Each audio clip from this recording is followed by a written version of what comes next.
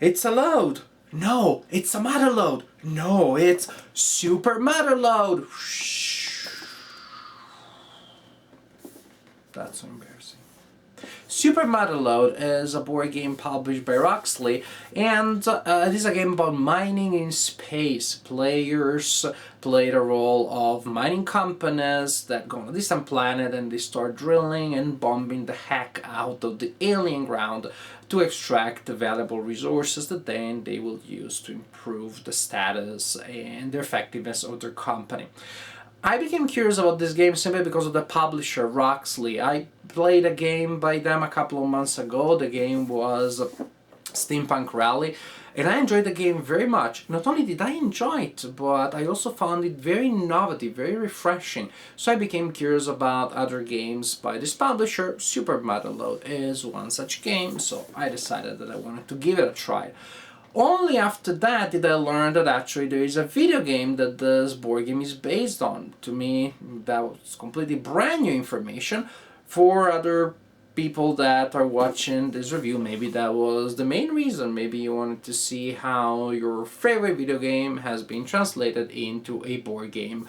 And a board game it is. Definitely there is a board here, hooray! But also you have a deck building engine, so you have an interaction between the special element that is given to you by the board, and then a deck building engine. You also have variable powers in that not all players start with the same resources. The factions work in different ways. A lot of interesting ideas and concepts here, and definitely an unusual combination of elements. Anyways, before I anticipate too many elements of my conclusion, let me tell you a little bit more about Super Motherload and how it plays and how it works. Each player in this game has a set of cards which is divided in two parts. A starting deck of cards, which are identified by the lack of a cost here in the top right corner, and then 4 stacks of cards that the player can purchase new cards from. You're only allowed to purchase cards from your own area, from your own play area. Each player has 4 such stacks, but the cards and the effects of the cards are different from player to player. The non-basic cards are organized in small stacks in order of cost, from the least expensive to the most expensive. You can only purchase the one on top, then that makes the next one available. Then if you're able to pay the cost, you purchase it, and so on and so forth. Cards have a number of icons here, of drill icons, which you use to perform the drill action. They may have a template here that indicates a bomb template. Not all cards can be used to perform the bomb action. Cards that you purchase during gameplay have a victory point value, and also they have an icon here at the bottom that indicates a special action that you can perform when you are purchasing the card.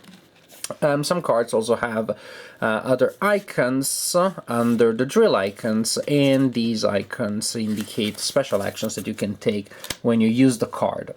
There are 4 colors, well, 3 and wild actually: red, yellow, light blue, and wild color, which has all 3. And these cards can be used as cards belonging to any of the other 3 colors. So you have your initial deck of cards, you shuffle them, and then you deal a hand of cards to yourself, and during your turn you can perform 2 actions, and they can be chosen from a list of 3 possible actions, and you can repeat the same action if you want. You can draw 2 cards from your deck. That's pretty self-explanatory. You draw 2 cards, put them in your hand.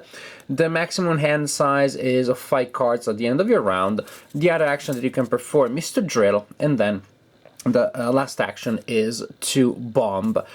To drill, if you're drilling, you can play any number of cards from your hand as long as they are of a matching color, as long as you're playing a set of a single color, plus possible wild cards. I'll suppose it is my hand. When you play that set for the drill action, then you count the number of drill actions that, or drill icons that you have. This would be 3 in this case. And you pick up a template. There are various templates in the game to represent the tunnels that the players will be digging during the game. Templates are falling everywhere. In this case, for example, if I have 3 icons, then I have a 3 template. It's kind of hard to see here, but you can see a slight division of the template, I believe, in 3 areas. And then you simply add the templates of the drill action that you performed to the board to represent the tunnel that you just dug. There's another way of digging tunnels, which is by using the bomb action, in which case you play a card that has a bomb template. You also need to spend a bomb token, so this is a limited action, and once you do that, then you take templates from the pool to form the corresponding template. So if I were using a bomb token with this card to perform the bomb action, then I would take these 2 templates here to reproduce that template. And I place this template on the board to indicate the area that I bombed. So whether you're bombing or digging, you're trying to cover areas on the board by using these templates. The bombed or drilled tunnels that you create have to be either adjacent to the surface, like this, or to be adjacent to previously dug tunnels, such as this one. This would be a legal placement. Could be here. Could be like this. You get the idea. You place tunnels there to represent where you're digging. When you cover an icon on the board, you gain the benefit from that icon, but we'll talk about that later. Interesting enough, though, certain types of actions will allow you to reach certain locations and not others. For example, these are rock spaces. You can go through rock only by bombing. Drilling wouldn't do it.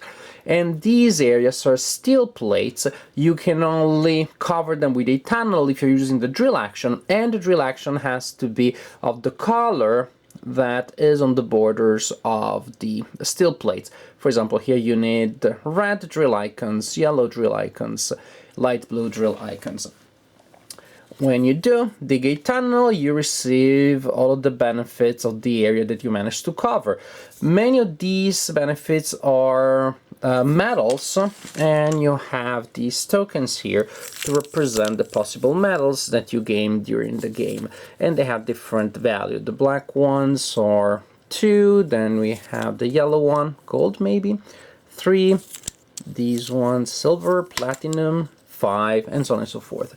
So if I just place this tunnel here, then I get 2 black ones that I just earned by placing that tunnel there.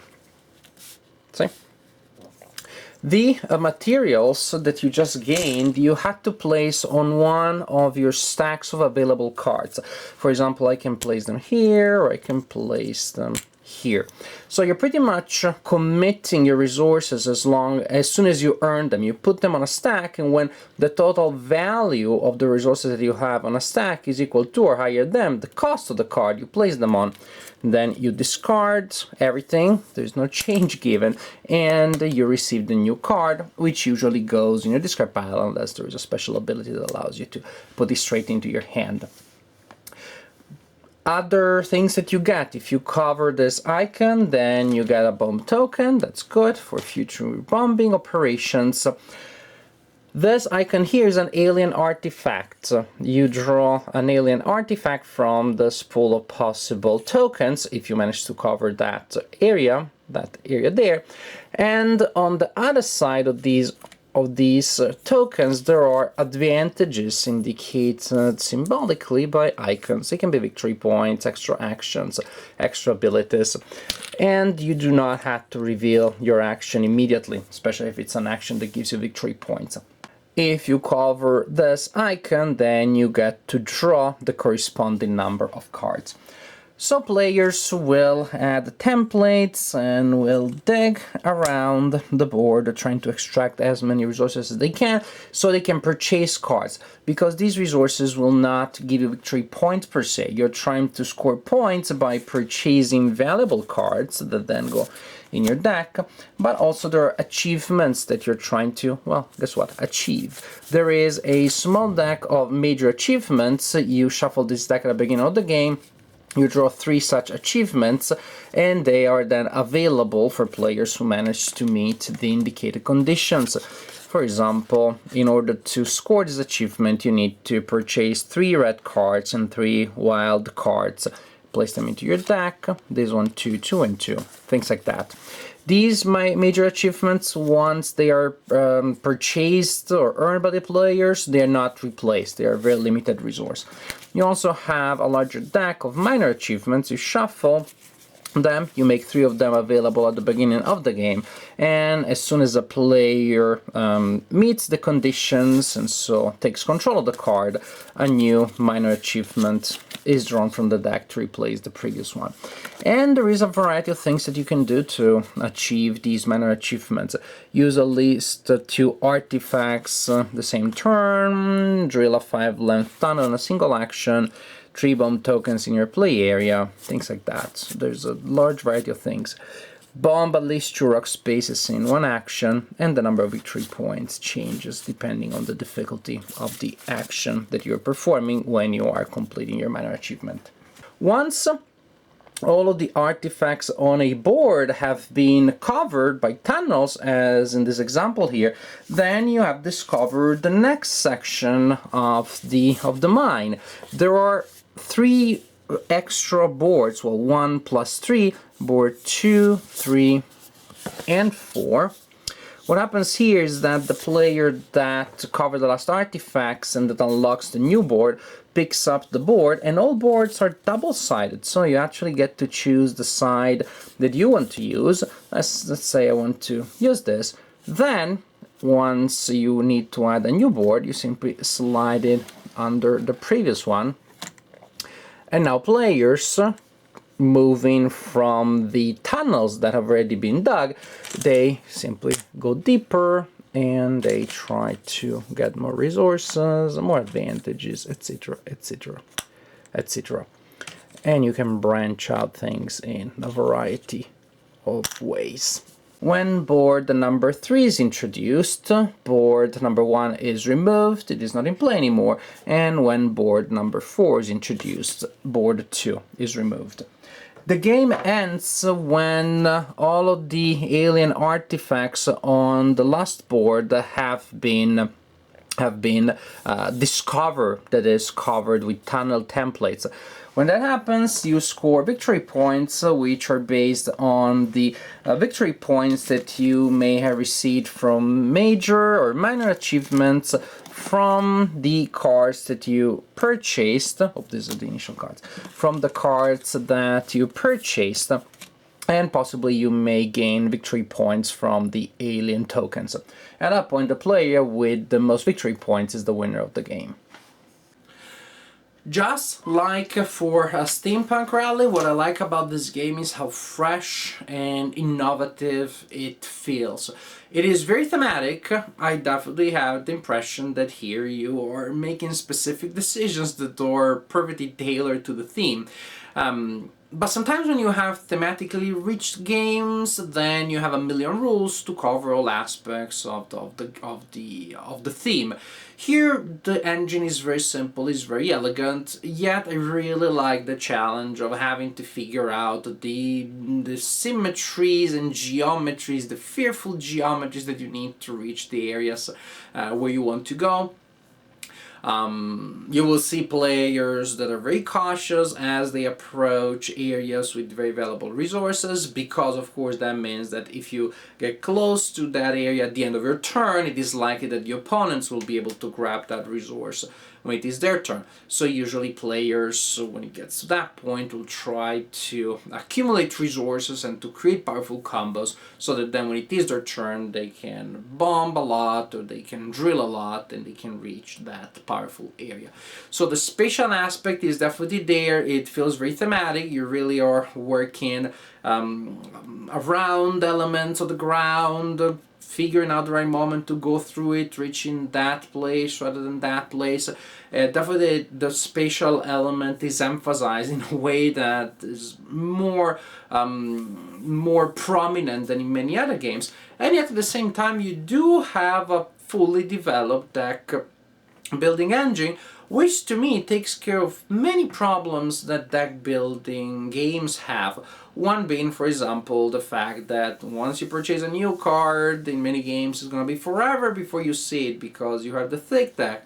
Or at the opposite side of the spectrum, you have the very annoying players that go for the lean deck strategies. They get rid of a lot of cards and they create this sort of like cheaty thin decks in which they always come up with the same combination of cards every turn.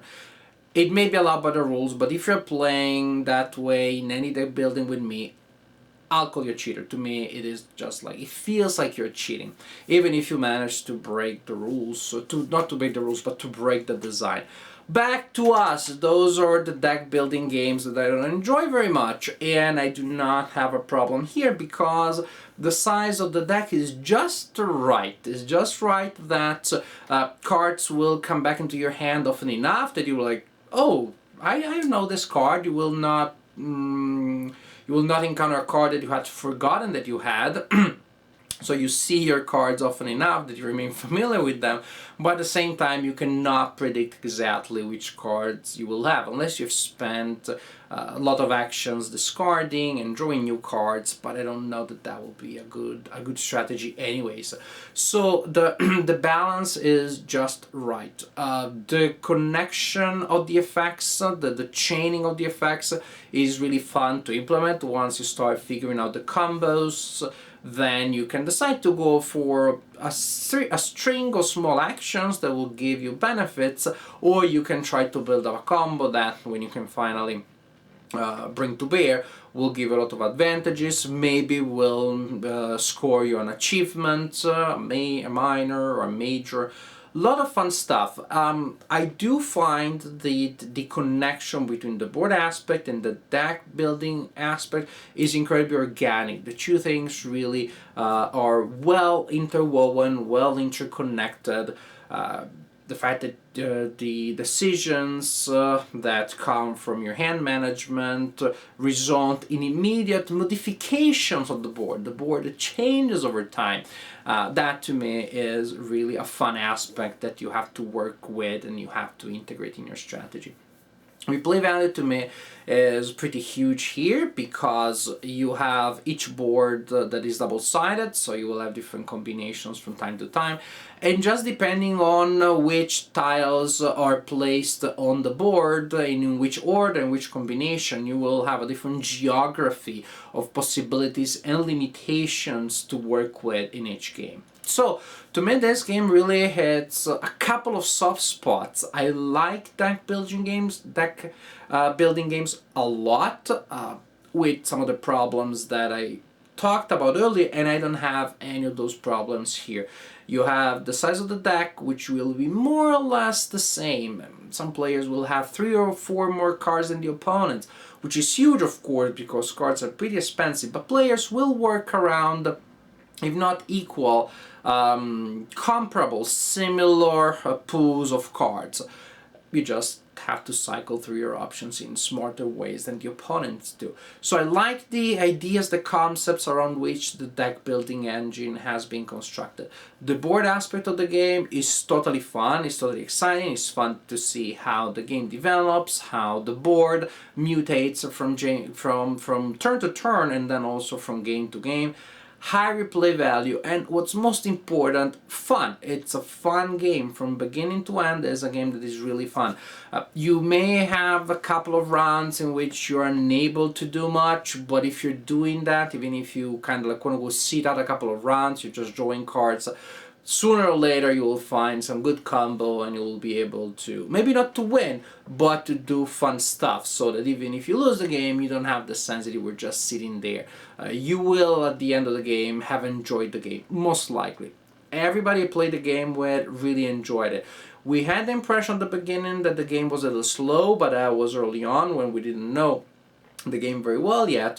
And most importantly, when we didn't know the effects very well. There's this aspect here which is all the icons and the special abilities that are granted to you by cards when you play them every time, or cards when you purchase them, martial artifacts. a lot of these icons, and I have to say one minor thing about production, something that could have been done better, is the fact that there are no player aids. There's only one player aid in the back of the rulebook with a summary of all of the effects and what the icons do. So expect that rulebook to go around the table a lot in the first game or two. Would have been easier to get started with the game if each player had a player aid.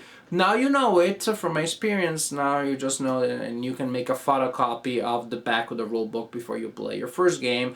You give one to each player. I think the game will start flying much faster. Even then, at the beginning, players will have to spend some time studying that the player aid. Otherwise, the mechanics of the game really are simplicity itself. Draw cards, play cards, add templates, collect resources, invest resources. But around such a minimalistic core of rules, you have a lot of layers, a lot of nuances, a lot of decisions to make, a lot of fun moments, and also you have a game which is definitely enjoyable to look at. Definitely, it's beautiful. The components are of high quality with that minor production elements that I describe. It is a game that looks good. The components look durable. Fun. This is definitely a good product. I enjoy playing Motherload. People in my group already asked me when I'm gonna bring it back because we wanna play it more, and I definitely want to play it more because this is a game that really was a lot of fun. Big endorsement from me. 2 big thumbs up for Super Motherload. I don't know if the video game is nearly as fun as this game, but I care very little because what I know is that this game is a lot of fun, and I think this game is gonna hit the table quite often in the future. Personally, I just can't wait for another opportunity to play Super Motherload. Really fun game.